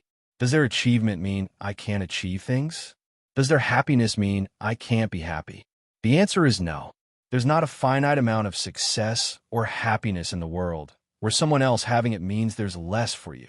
You're on your own timeline, facing your own challenges, building your own life. The only comparison that matters is between who you are now and who you were yesterday. One of the most powerful ways to protect your energy is to get really good at saying no, and this is incredibly hard for most people, especially if you've been socialized to be accommodating and helpful and nice. We're taught that saying yes is how you show you care, how you prove you're capable, how you maintain relationships. We feel guilty saying no even when saying yes means sacrificing our own well-being. But here's the thing. Every yes to something is a no to something else. When you say yes to that social event you don't really want to go to, you're saying no to the quiet evening at home you needed to recharge. When you say yes to serving on another committee or taking on another project at work, you're saying no to time with your family or time for yourself. When you say yes to helping someone when you're already overwhelmed, you're saying no to your own health and peace. You cannot be everything to everyone. You cannot do everything. You have to get selective. And learning to say no, kindly but firmly, without over-explaining or apologizing excessively, is how you create space for what actually matters. Practice saying, "I appreciate you thinking of me, but I can't commit to that right now. That sounds interesting, but it doesn't fit with my priorities right now. I need to protect my time for other commitments. No, but thank you for asking." You don't owe anyone a detailed explanation. No is a complete sentence. And the people who genuinely care about you will respect your boundaries, even if they're disappointed. The people who get angry or who try to guilt you for having boundaries, that tells you something important about them. Boundaries aren't just about saying no to external demands. They're also about protecting yourself from energy vampires, people who consistently drain you, who only show up when they need something, who dominate every conversation with their problems but never ask about yours, who criticize or judge or make you feel bad about yourself, who demand more than they give. You don't have to be available to everyone all the time. You don't have to maintain relationships that consistently hurt you just because you've known someone a long time or because they're family.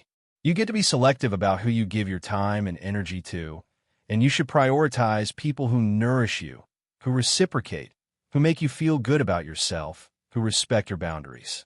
Sometimes protecting your energy means putting distance between yourself and people who drain it, and that's okay.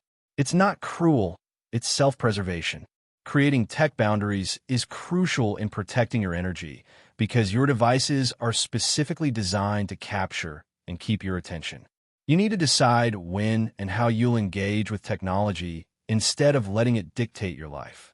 Maybe your phone doesn't come into your bedroom at night. You charge it in another room and use an actual alarm clock to wake up. Maybe you don't check email or social media for the first hour after waking up or the last hour before bed. Protecting those vulnerable transition times. Maybe you have phone-free meals with your family where everyone puts their devices away and actually talks to each other.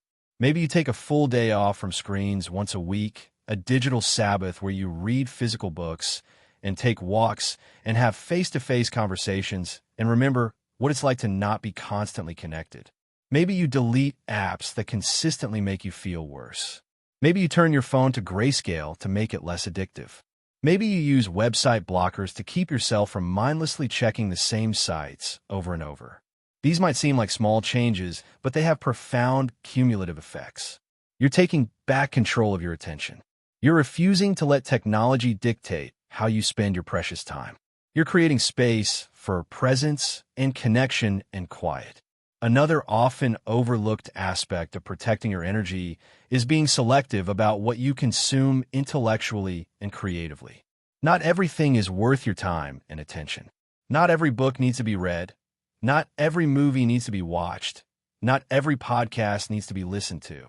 We live in an age of infinite content, and you could spend every moment consuming and never get through even a tiny fraction of what's available.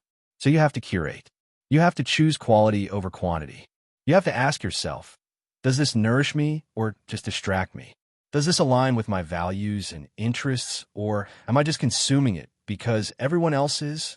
Am I reading this book because I actually want to or because I feel like I should? Am I watching this show because I'm enjoying it or just because I need something to fill time? Being selective isn't being snobby or closed-minded. It's being intentional. It's recognizing that your time and attention are valuable and choosing to spend them on things that genuinely enrich your life. Protecting your energy also means knowing when to step away from things that are outside your control. So much of our mental and emotional energy gets consumed by worrying about or trying to fix things we have no power to change. Other people's opinions of you. Political situations you can't influence. Your adult child's choices. Your co-worker's drama. The traffic you're stuck in. The weather. Other people's problems that they need to solve themselves. The past. The future. All of this worry and mental spinning is wasted energy because you can't do anything about these things. The Serenity Prayer, even if you're not religious, has profound wisdom. Grant me the serenity to accept the things I cannot change, the courage to change the things I can, and the wisdom to know the difference. That wisdom, knowing the difference, is crucial. When you find yourself spinning about something, ask, can I actually do something about this right now? If yes, do it. If no, let it go. Redirect that energy to something you can influence. There's a concept in Stoic philosophy called the dichotomy of control. The idea that there are things within your control, your thoughts, your actions, your responses, and things outside your control, everything else. The path to peace is putting all your energy into what's within your control and releasing what's not. This doesn't mean you don't care about things outside your control, but you don't waste energy worrying about them or trying to force outcomes you can't force. Your energy is yours to guard. You worked hard for it. Your peace is yours to protect. You don't have to let it be stolen by every headline, every notification, every demand, every comparison, every drama. You can build walls around your inner sanctuary and be very selective about what you allow inside. You can say no without guilt. You can set boundaries without apologizing. You can turn off, tune out, and disconnect when you need to. You can prioritize your own well-being over other people's opinions or expectations. This isn't selfishness, it's survival. It's recognizing that you can't pour from an empty cup, that you can't be there for others if you're completely depleted, that protecting your own energy is actually what allows you to show up as your best self in all areas of your life. Peace is not found. Peace is protected. And it starts with recognizing that you have agency, that you get to choose, that your life and your energy are yours to steward. So guard them wisely. Guard them fiercely. Guard them like the precious gifts they are. Chapter 10, The Quiet Mind Lifestyle Blueprint.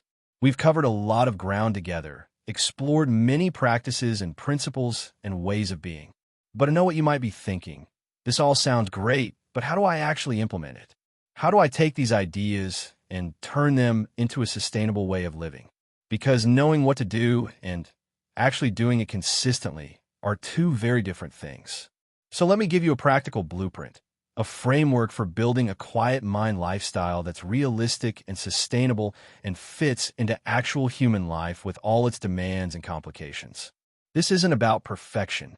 It's not about doing everything perfectly every day. It's about creating a structure that supports your well-being, a rhythm that keeps calling you back to center even when life gets chaotic. Think of this blueprint as a container that holds you, as rails that keep you on track even when you're struggling, as a friend who gently reminds you what matters when you've gotten lost in the noise. The framework has different time scales, daily, weekly, and monthly practices, because you need both the small, consistent habits that accumulate over time and the larger periodic practices that help you step back and recalibrate. Let's start with your daily structure, because your days are the building blocks of your life, and how you move through each day determines the quality of your entire experience. Every morning, before you do anything else, before you check your phone or start thinking about your to-do list, you're going to claim 5 minutes of silence. Just 5 minutes. You can use the 3-minute breathing pause we talked about earlier and extend it slightly, or you can just sit in stillness, or you can stand by a window and look outside without thinking or planning, or you can do some gentle stretching while staying present with your body. The specific activity matters less than the intention. You're starting your day from a place of peace instead of chaos. You're telling your nervous system that there's space, there's time, there's no emergency. You're setting a tone. Those 5 minutes will influence the entire day in ways you can't predict, but will definitely feel.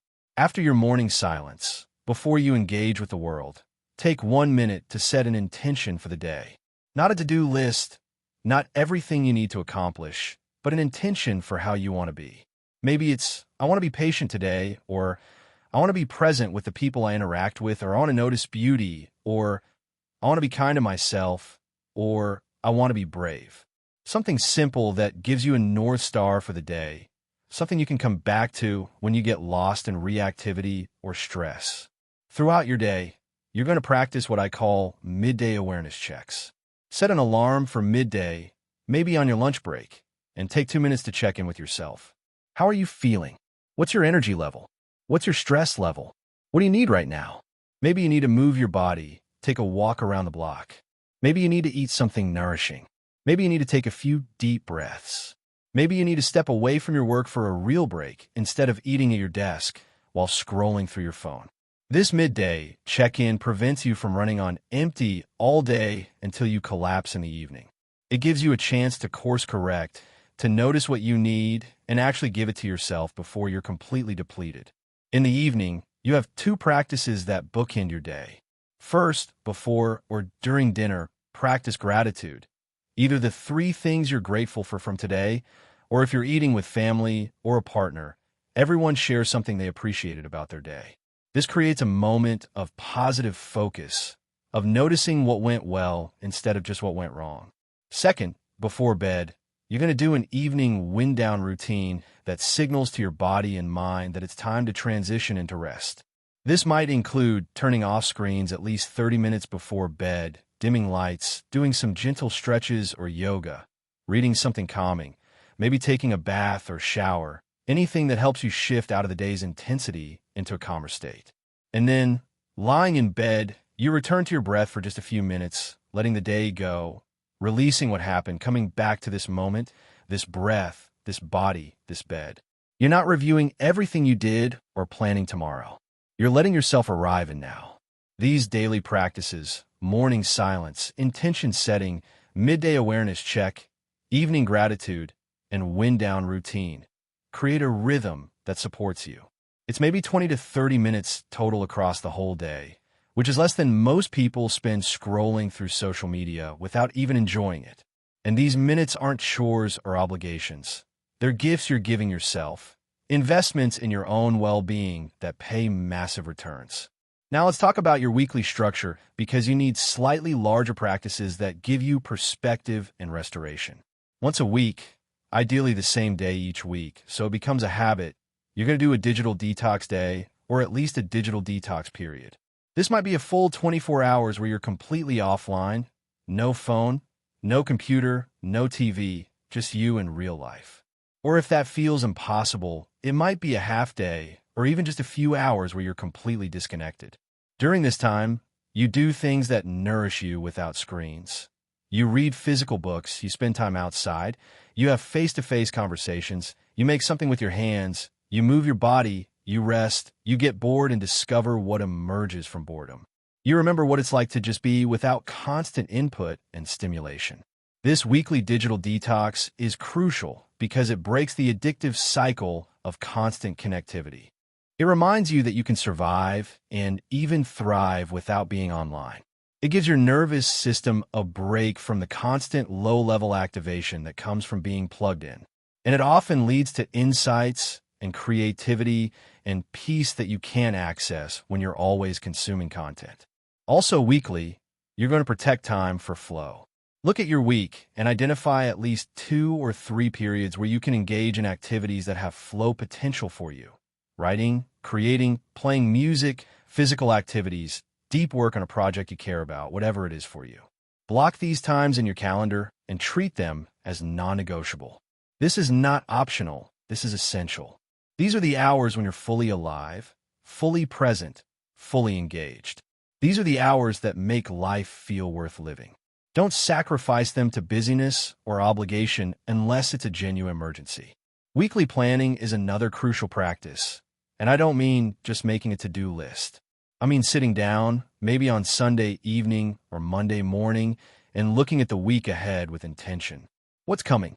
What's most important? What can you let go of or say no to? What needs your energy and attention? Where can you create space for rest and joy? You're not just reacting to the week as it unfolds. You're shaping it as much as you can. You're making conscious choices about how you want to spend your limited time and energy. This prevents that feeling of being swept along by life without any agency or control.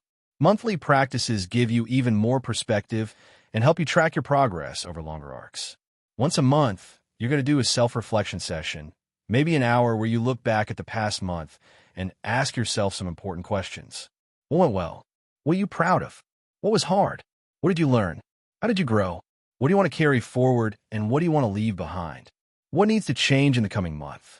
You can do this in writing in a journal, or you could just think through it, but the key is actually doing it, actually creating that space to step back and see the bigger picture instead of just living day to day without ever pausing to reflect. This monthly reflection is also when you review your goals and intentions, not to beat yourself up for what you haven't achieved, but to reconnect with what matters to you and to adjust your approach if needed. Maybe you set an intention at the beginning of the year that doesn't actually resonate anymore, and that's okay. You can change it. Maybe you've been pursuing something that you realize isn't actually important to you. It's just what you thought you should want. This monthly check-in gives you permission to course correct, to be honest with yourself, to align your actions with your actual values instead of living on autopilot. Also monthly, do something that gets you out of your routine, something that breaks up the monotony and reminds you that there's more to life than work and obligations. This might be a day trip to somewhere new, or try a new activity, or attending an event you normally wouldn't, or having an adventure even if it's small. Novelty is important for your brain and your well-being. It creates new neural connections. It gives you fresh perspectives. It reminds you of possibility. When every day feels the same, life starts to feel flat and stale. Regular doses of newness and variety keep things interesting. Now, I know what might be happening in your head right now. You might be thinking, this is too much. I can't possibly do all of this.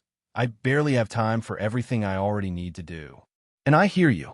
But here's what I want you to understand. You're not adding to your already full life. You're restructuring it. You're taking time that you're currently spending on things that don't serve you. Mindless scrolling, worrying, rushing, being scattered, and redirecting it to things that actually nourish you. Most of these practices don't take much time. Morning silence is 5 minutes. Midday check-in is 2 minutes. Evening gratitude is 5 minutes. That's 12 minutes total. You spend more time than that every day on things you don't even remember or enjoy. And here's the other crucial piece. You don't have to do everything perfectly every single day. Some days you'll do your morning silence and your evening routine and your midday check-in, and it'll all flow smoothly.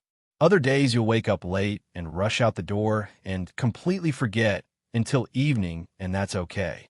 The point isn't perfection, it's direction. You're building a practice, and practices have good days and rough days and everything in between. What matters is that you keep coming back, that you keep choosing these practices even when you fall off for a while, that you treat yourself with compassion when you mess up instead of using it as evidence that you're failing. Start small. Don't try to implement everything at once. Maybe you just start with the morning silence for a week, getting that established before you add anything else.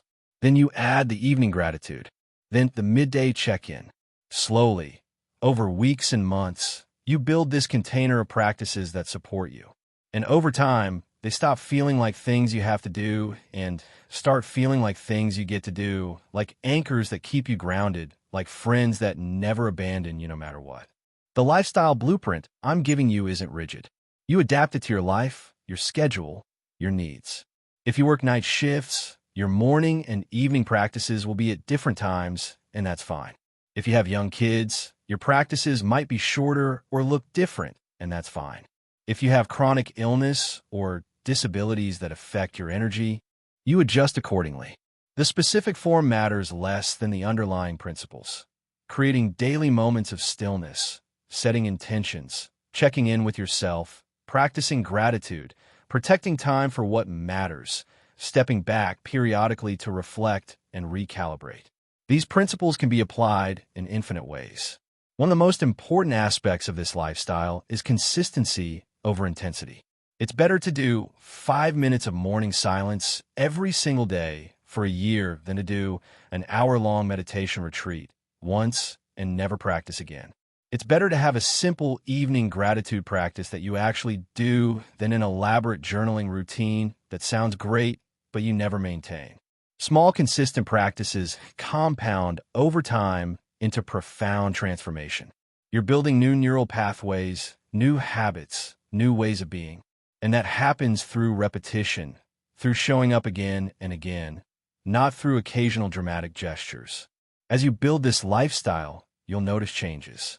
They might be subtle at first. Maybe you realize you're sleeping better. Maybe you notice you're less reactive when something stressful happens. Maybe you find yourself naturally breathing deeply when you used to hold your breath. Maybe you catch yourself mid-scroll and choose to put your phone down. Maybe you feel more present in conversations. Maybe you have moments of genuine peace where there used to be only noise. Maybe you hear that inner critical voice and immediately challenge it instead of believing it. These are victories. These are evidence that you're changing, that the practices are working, that your mind is getting quieter. Celebrate them. Notice them. Let them motivate you to keep going. Your mind was never meant to be a battlefield where you fight with yourself and with reality. It was meant to be a garden where things grow, where there's space and light and air. And that garden grows best in silence, in the quiet moments you deliberately create, in the practices that protect your peace, in the boundaries that keep chaos at bay. This lifestyle blueprint is how you tend that garden. It's how you create the conditions for your mind to be quiet, for your nervous system to be calm, for your life to feel manageable and meaningful. It's not about escaping your life, or checking out, or becoming some perfectly enlightened being who never struggles. It's about showing up for yourself, consistently and compassionately, with practices that support your well-being.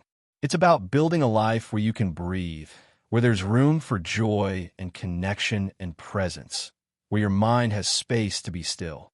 This is possible for you, not someday when everything in your life is perfect, but now, starting today with one small practice.